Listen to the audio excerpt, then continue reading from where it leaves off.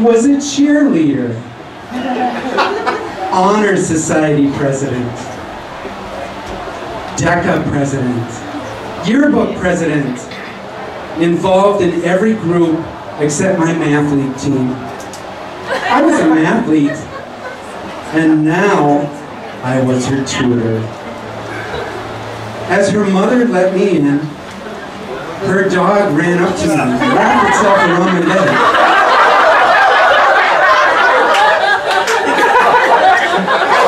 "No, Copper, no," Mother said, and she peeled Copper off my leg and led me to the kitchen, where I sat next to Sarah. China skin, long flowing red hair, mesmerizing green eyes, and a tight top with the faintest hint of cleavage that... "What are you staring at?" It was Sarah. "Are you going to give me the answers to this math test or what?" "Just so you know," she said, "I don't want your creepy face here.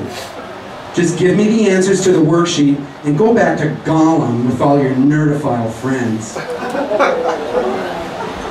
Just then, Copper ran in and attached himself to my leg.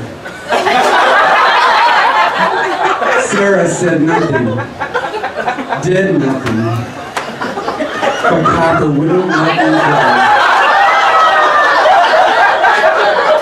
After 3 weeks, I simply surrendered to Copper as I listed the answers to Sarah's math problems. "Copper usually doesn't like people," Sarah's mother told me. Every other person who came by, Copper would growl and bark at, but not me. It was a sign. Copper knew a good person. Copper knew that even though I was helping Sarah cheat on her math scores, it was out of love. It was a good place. Words spewed forth from my mouth. I couldn't stop.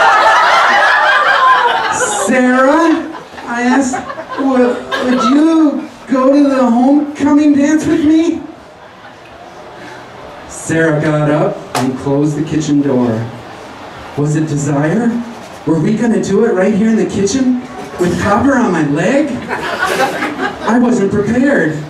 I started to sweat. And then she said, "I would rather go to the dance with one of Copper's turds than you." "In fact, I don't ever want to see your Weasley pimply-ass face ever again." Each word was a dagger. Brainiac, sweat stain, Clearasil-faced dork, reject, shrivel-dick moron. But there was Copper.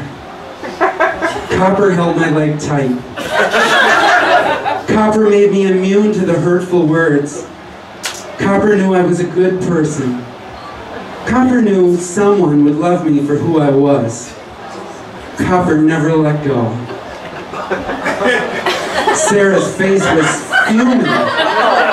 The F-bombs and insults poured out onto me as she ended with, "What do you want?